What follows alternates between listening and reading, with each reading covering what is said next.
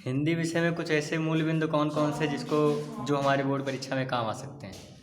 देखिए, हिंदी विषय में परीक्षा उपयोगी तमाम चीज़ें हैं।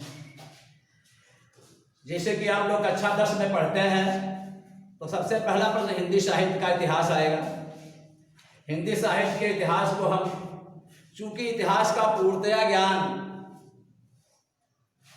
असंभव तो नहीं है लेकिन बड़े मेहनत का विषय है, इसलिए उसको हम बहुत अच्छे ढंग से पढ़ें, तैयार करें।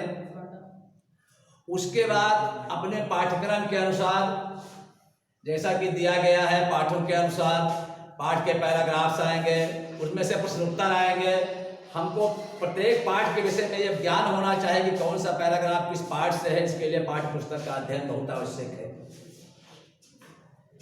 गद्य से, पद्य से, और उसके बाद में कुछ जीवनियाँ हैं, जीवनी के रूप में हमारे सामने आएंगी। हमको लगभग सभी लेखकों और कवियों की जीवनियाँ, उनकी साहित्य रचनाएं, उनका जन्म, उनके मृत्यु, इसका भी हमें विशेष ध्यान रखना है समय सीमा के साथ साथ। उसके बाद आगे बढ़ते हैं हम। हमारी जो संस्कृत का भाग है, संस्कृत को ठीक ढंग से हमें सोचते हैं सारे बच्चों को पढ़ना और लिखना आना चाहिए।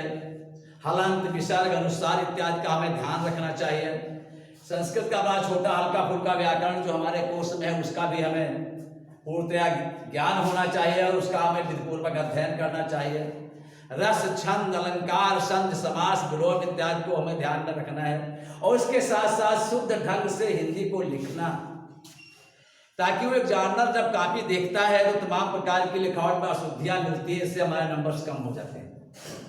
हमको उस पर भी ध्यान देना है। पुस्तकों को पढ़ करके, व्याकरण के नियमों को जान करके, अध्यापक के साथ सहयोग करते हुए, बार बार प्रश्न पूछते हुए, अपने ज्ञान में विकास करते हुए हमें उस स्थिति तक जाना है कि हम कम से कम हमारी जो मातृभाषा है, हमारी राष्ट्रभाषा जो हिंदी है, उसको हम ठीक ढंग से लिखना, पढ़ना, समझना सीख सकें। तो परीक्षा में इस बात का ध्यान देना है कि लिखने में स्पष्टता होनी चाहिए, लिखावट शुद्ध और व्याकरण सम्मत होनी चाहिए। विषयवार प्रश्न पत्र के अनुसार क्रमशः प्रश्नवार हमारा अध्ययन इस तरह से पूर्ण हो कि क्रमशः प्रश्नों को हम लिखते चले जाएं और एग्जामिनर जब कॉपी जांचे तो उसके समझ में आए हाँ बच्चे ने पढ़ा है।